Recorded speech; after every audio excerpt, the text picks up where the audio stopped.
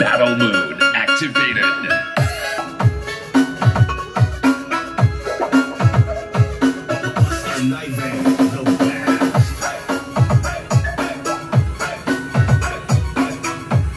Battle mode activated.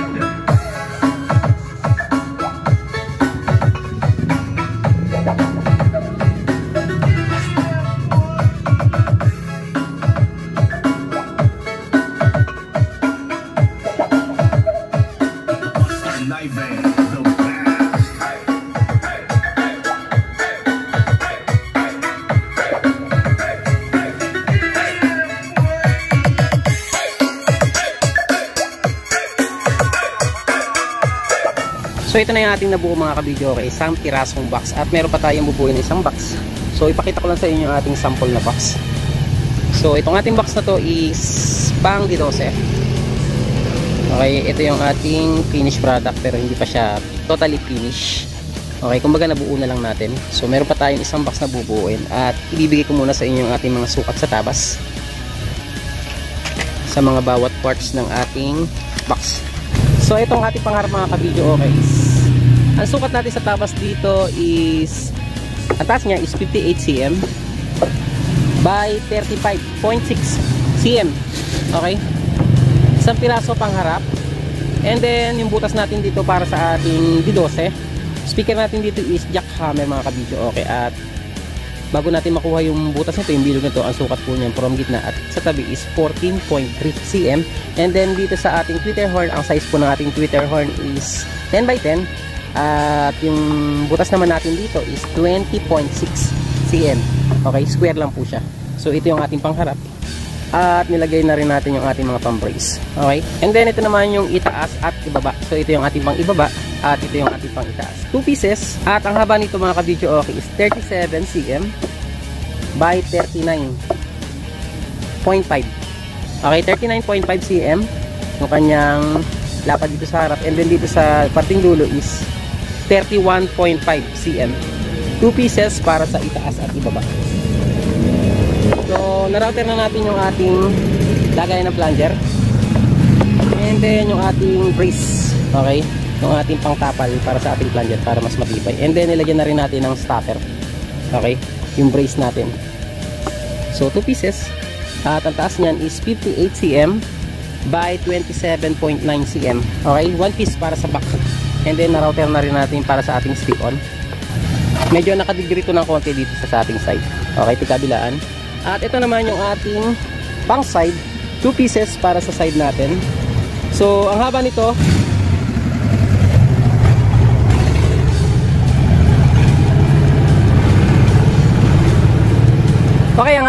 is 37.5 cm. 37.5 cm by 58 cm. And then kung makikita nyo may guhit dito, pinabasa natin dito ng konti para mabaluktot natin yung ating side. And then yung haba nito from harap at dito sa tabas natin is 10 cm. Okay? So ayan, para mabaluktot lang natin ito para hindi naduktungan. And then nabutas na rin natin yung ating lagayan ng handle, metal handle. So buuin na natin.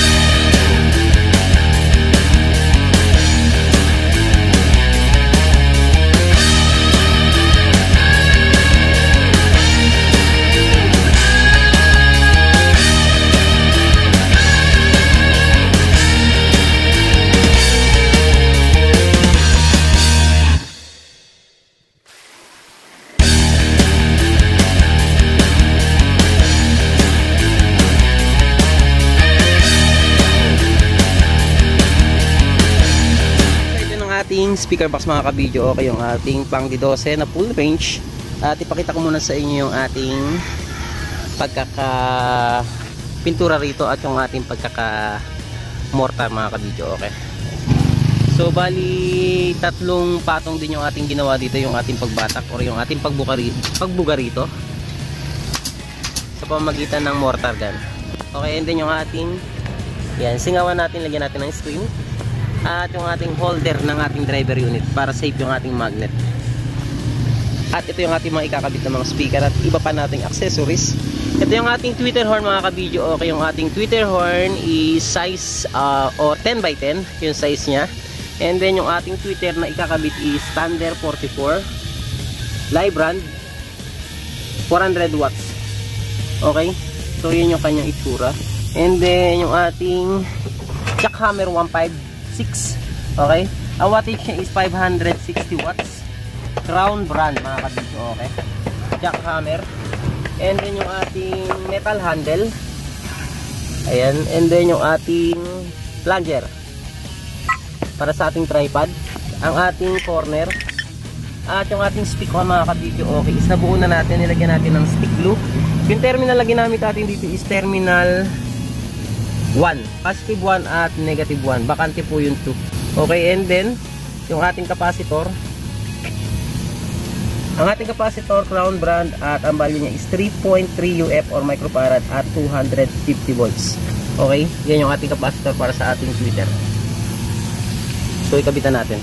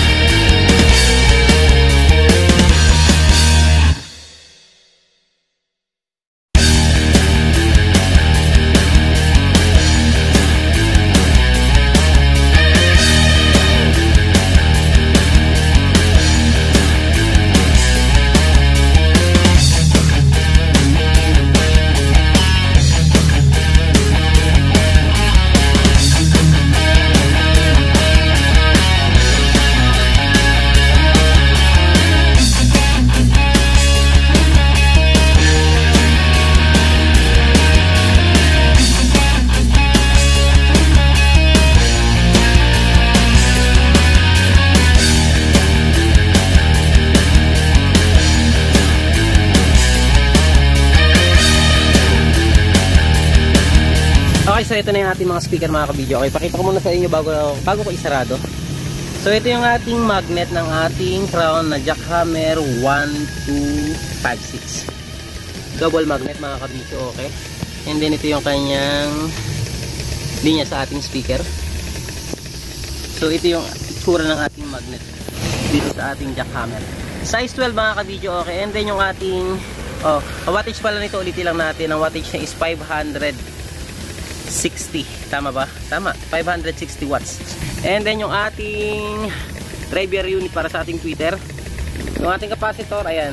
3.3 mga kabidyo, okay, at 250 volts. So, diretso sa ating capacitor, yung ating positive, and then diretso sa ating speaker. And then ito yung ating loob ng ating speaker box. Okay, nilagyan natin ng fiber mat. Hindi lang po siya pang-design para pampaganda. Okay, medyo nakakatulong din po siya sa ating sound, sa ating speaker. Okay? Para lumambot at menos vibration na rin.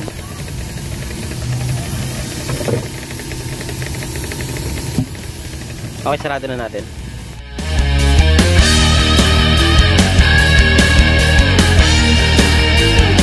Okay, so dahil buo na yung ating speaker mga kabidyo, okay, isa-set up na natin dito. Medyo naiba yung ating place kasi medyo sikip tayo sa ating lugar natin at saka medyo umulan. Okay? So i-set up na natin para ma-sound check na natin yung ating speaker. At syempre, isama na rin natin dito sa ating pag-sound check yung ating bagong amplifier na Tundra. Okay? So set up na natin.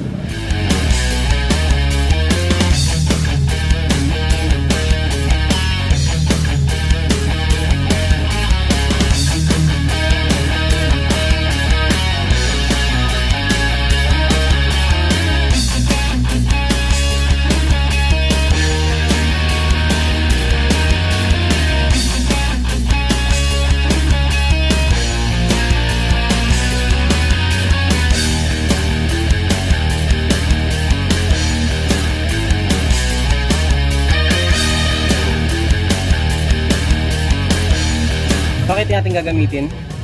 Kailangan nating PL to PL. Okay, para sa ating linya, sa ating mixer. Okay, dahil wala siyang XLR, kaya gagamit tayo ng PL to PL. Sa ating equalizer is from main out ang mixer. Diretso sa ating input sa ating equalizer. So, try nating baka mono lang yung gagawin natin dito. Pero lilinyan na rin natin. Channel 1, input. Channel 2, input.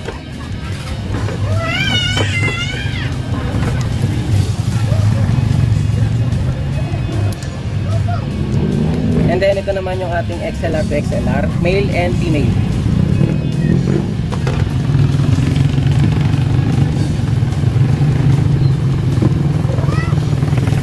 XLR male or female.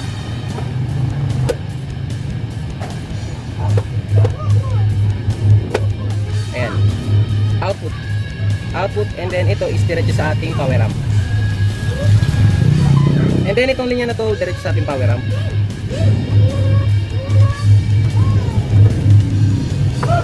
From equalizer. Ayan. Ito yung kanyang dulo, ililinya natin dito sa input ng ating power amp. Lilinya na rin natin to, pero ang gagawin natin dito is mono lang. Okay?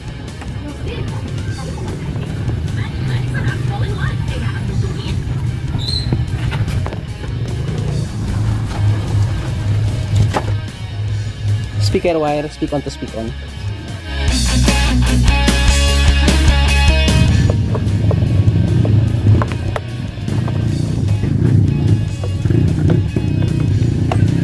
Okay, switch on natin, try natin.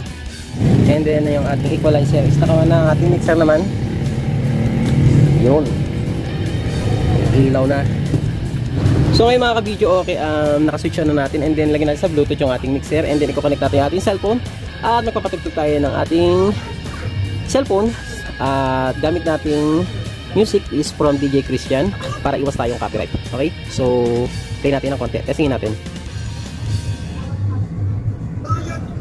Okay, may signal na tayo. So, itong music na to, Naragatak is bagong upload niya. Sana hindi tayo makopyright.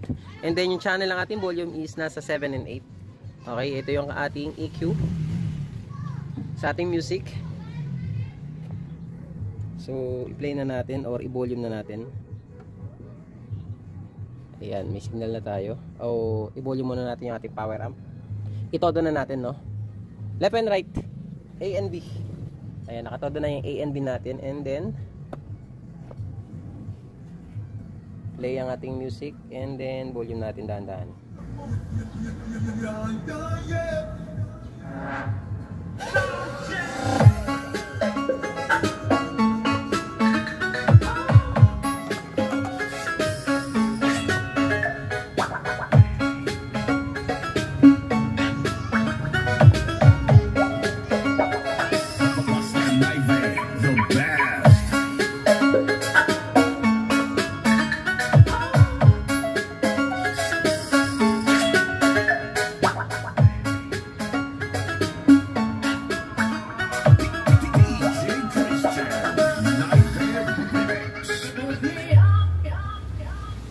Battle mode activated.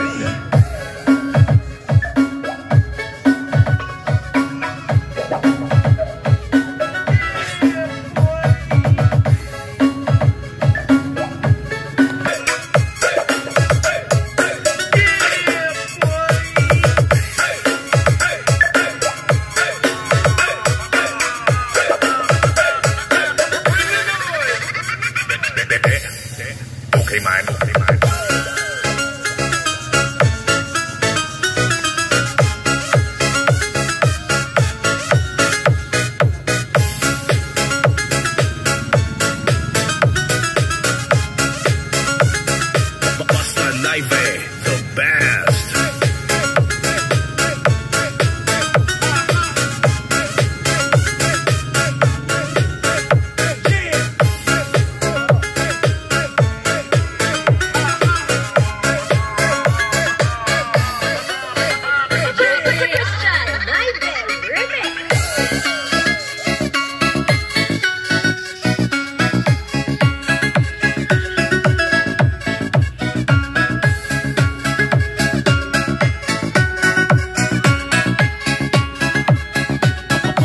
Naive, the best.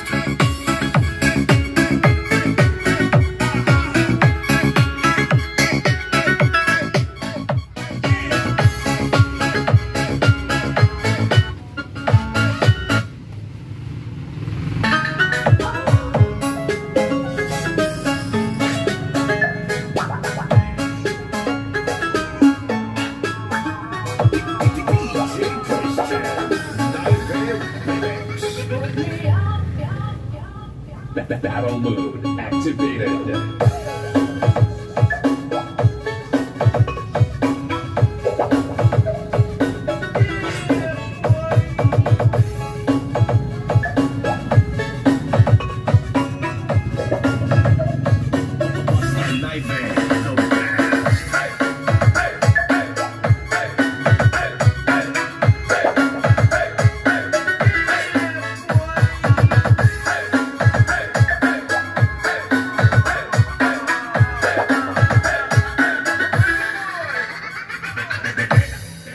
Okay, man.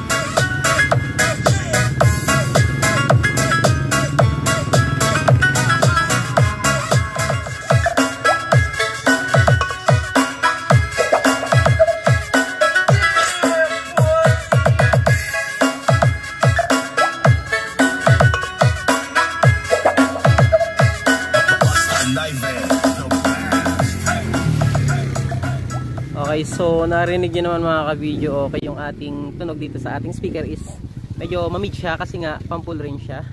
At kung bayo yung hahanapin nyo, medyo wala tayo yan kasi nga pang mid high natin to. Okay, sa tunog niya mga ka-video, okay, medyo malayo na yung tapo niya at medyo may impact yung kanyang sounds. Okay, testingin natin yung tunog ng ating vocal dito sa ating speaker na ginawa.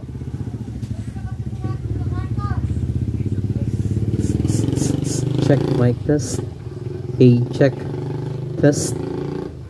Hey, test. Mic testing. Mic. Hey, test. Check. Check. Hey. Sound test. Check. Hey. Test. Check. Test. Hey. Check. Testing. Check. Hey. Test.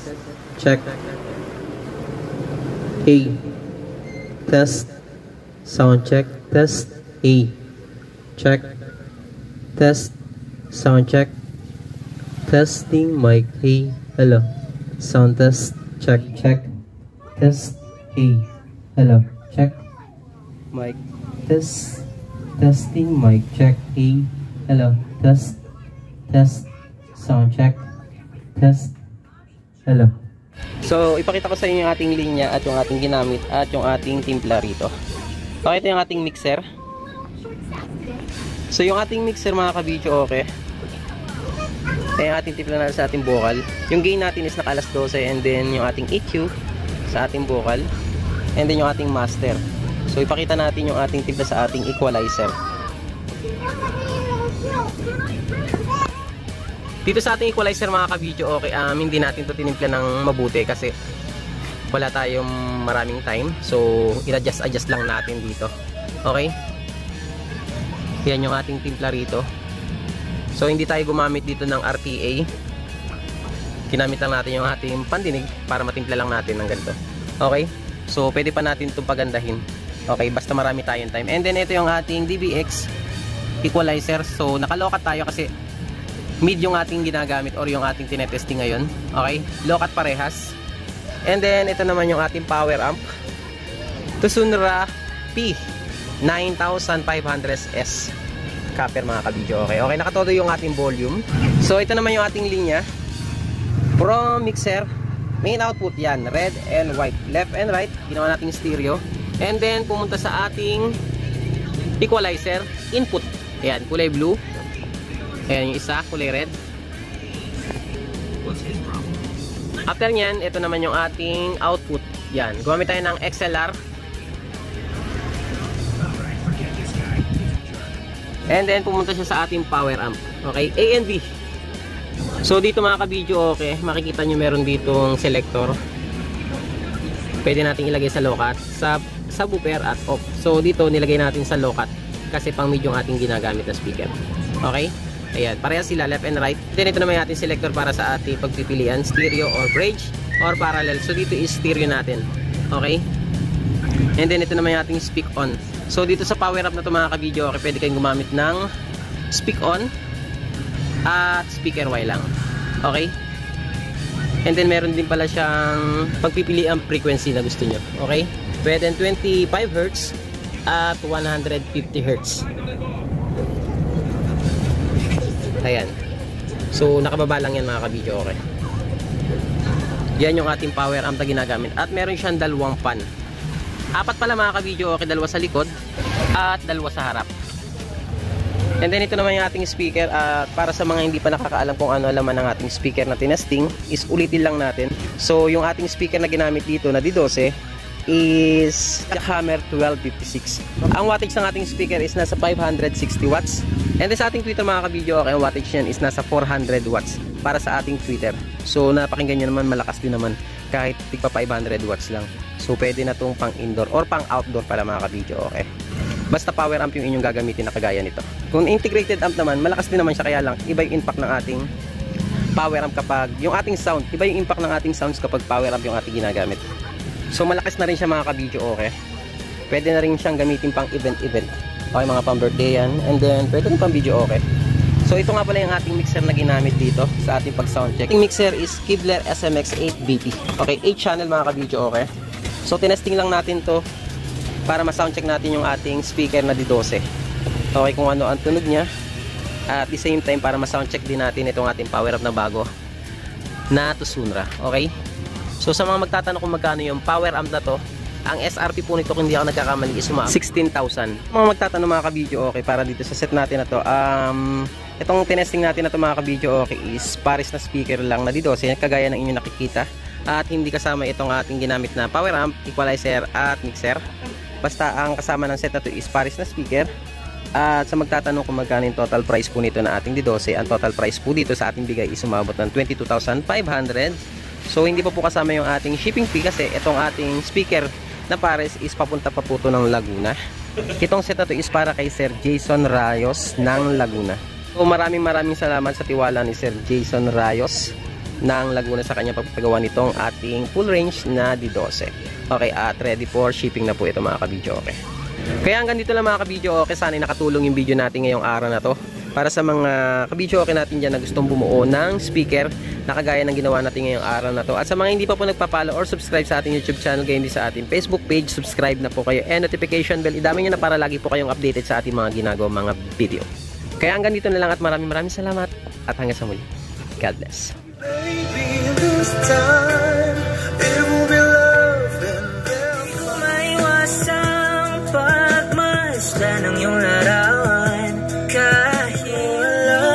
Kailan tayo di pa mabago.